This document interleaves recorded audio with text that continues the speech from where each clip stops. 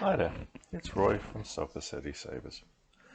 So what we have on the bench today is the first of a series of etched sabers that hopefully we'll be seeing more of as they come out of the design studio.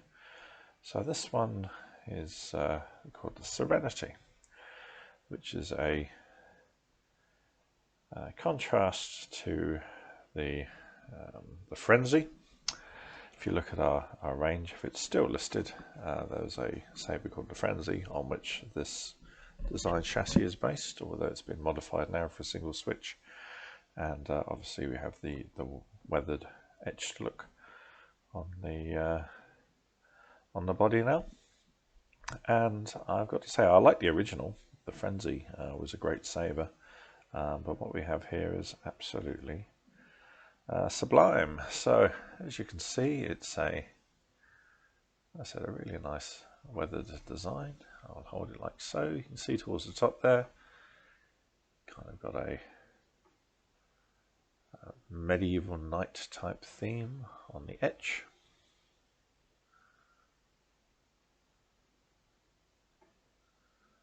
And going down to the grip, just running some sort of floral, not quite fleur-de-lis, but kind of got those vibes around it.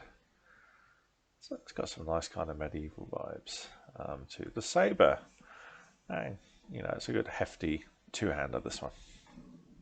So this is going to be for people that like to you know, rock a two-handed traditional historical medieval type style.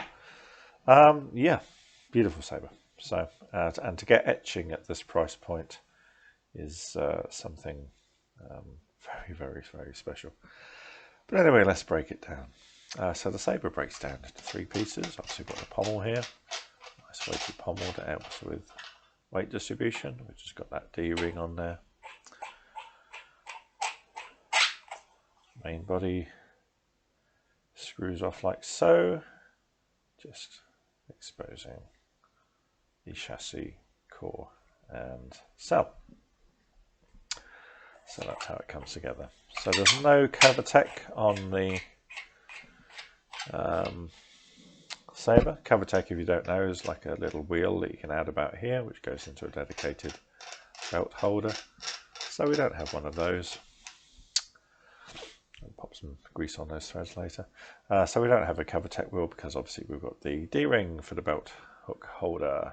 There's no holes at the bottom for sound venting because all venting is handled through these slots on the bottom of the pommel. So we flip it over, we've got the screw that keeps the chassis in place and pushes the switch assembly into that switch cavity just there. The recharge port, you would have seen the chassis inside. There's a little dedicated USB port just there for recharging. We have 3 blade retention screws, 1, 2, 3. If you're using a heavy blade that we ship as standard with our sabers, you'll probably only want to use that one just down there. So this will come fitted just with a single grub screw fitted into the blade retention hole. If you want to move to other types of blades like mid grades, which are a little bit more squirmy, sometimes extra retention screws help keep those in place. You can always add the spare screws that come with that on the side. Otherwise, just keep them empty as shine throughs. And the emitter has some shine throughs already included in the design as well, just for that extra little special ooh la la up the top there.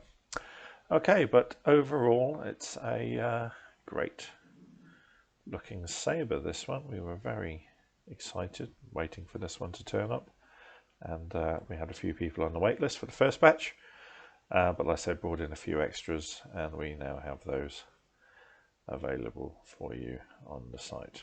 But like I said, if you're after something with a kind of a weathered, lived-in, worn look, a great model, especially if you're a two-hander saber wielder. Doesn't mean you can't use it with one hand as well, obviously. But like I said, if you want something special, this is really cool. You can even get creative. I mean, you wouldn't want to cover up that nice etch work down there, but if you wanted to add a leather grip, you could do so and just have a nice leather wrap down there as well, going in, which softens everything into that etched upper section. But there we go, the Serenity. Great saber. Really like this one. Okay, as always, any questions, just fire them through and we will be happy to answer them. Thanks, bye-bye.